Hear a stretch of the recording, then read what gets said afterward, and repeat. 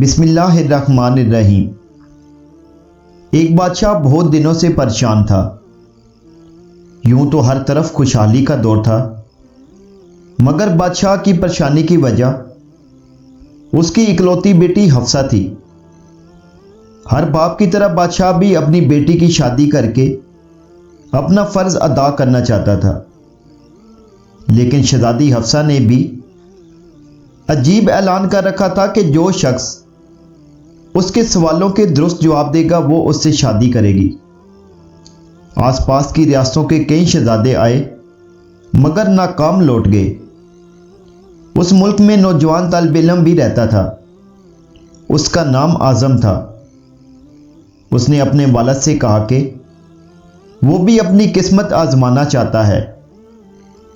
اعظم کے والد استاد تھے اور کئی برسوں سے لوگوں میں علم کی روشنی بانٹ رہے تھے۔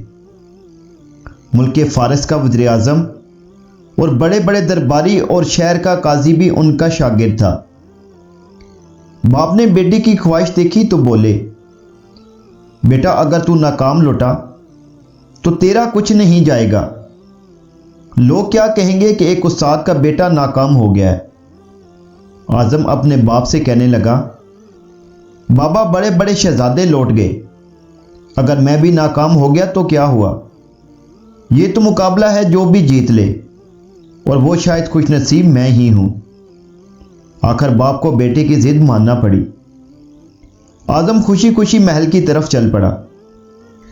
شہر بھر میں یہ خبر جنگل کی آگ کی طرح پھیل گئی کہ ایک عالم کا بیٹا قسمت آزمانے محل چلا آیا ہے۔ مقررہ وقت پر محل لوگوں سے کھچا کھچ بھرا ہوا تھا۔ بادشاہ تخت پر بیٹھا تھا، ملکہ عالیہ بھی محل میں موجود تھی۔ وزیر، امیر، درباری اور عوام الناس سب دربار میں موجود تھے۔ آ کر شہزادی نے اپنا پہلا سوال کر ڈالا۔ اس نے شہادت کی انگلی فضا میں بلند کی۔ اعظم نے کچھ دیر انتظار کیا اور پھر شہادت والی انگلی کے ساتھ والی بھی انگلی فضا میں بلند کر دی۔ یہ دیکھ کر شہزادی مسکرا اٹھی اور ملکہ عالیہ بولی، شاباش اے نوجوان، تم پہلا مرحلہ کامیابی سے طے کر گئے ہو۔ دوسرے سوال کے لیے شہزادی کرسی سے اٹھی اور ہاتھ میں تلوار لے کر ہوا میں چلانے لگی۔ کچھ دیر بعد وہ دوبارہ اپنی نشست پر آ کر بیٹھ گئی۔ بادشاہ سمیت ہر درباری کی نظر اعظم پر تھی۔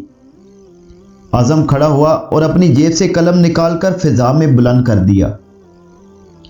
شاباش اے نوجوان، ہم خوش ہوئے، یہ جواب بھی درست ہے۔ ملکہ عالیہ کی آواز دربار میں ابھری۔ اسی کے ساتھ دربار مبارک ہو کی آوازوں سے گونج اٹھا۔ دو سوالات کیے تھے، ان کے جوابات کیا تھے؟ اب ہر شخص اس پر غور کر رہا تھا کہ شہزادی نے کیا پوچھا ہے اور اعظم نے کیا جواب دیا ہے۔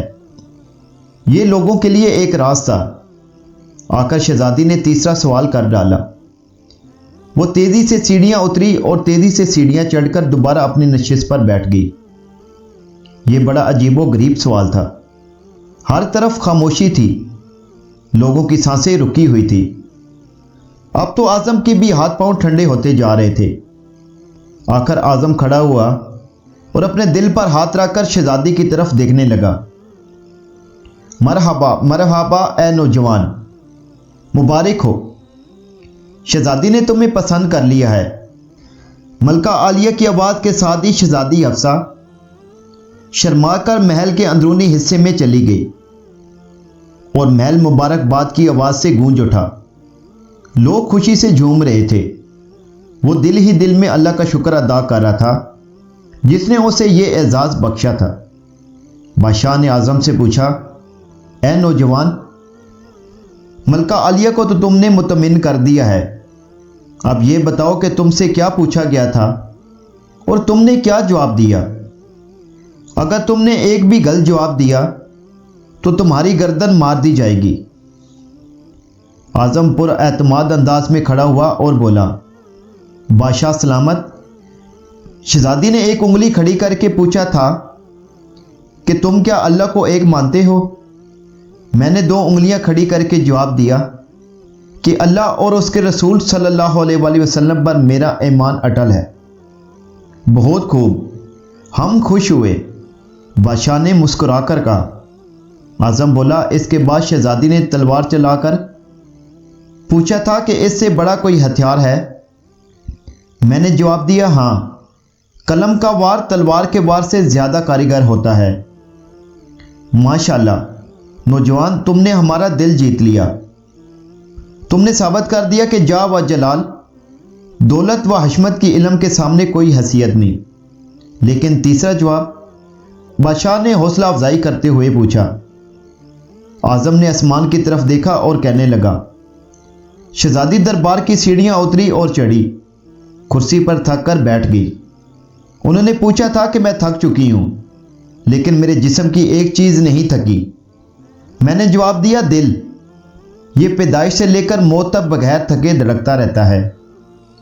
بادشاہ نے اعظم کو پاس بلا کر گلے سے لگا لیا اور کہا، اے لوگوں، گواہ رہنا، میں نے حقدار کا حق ادا کر دیا ہے۔ میری بیٹی ایسے شخص کی بیوی بن رہی ہے۔ اور پھر بادشاہ نے ان دونوں کی شادی کروا دی اور وہ ہنسی خوشی رہنے لگے۔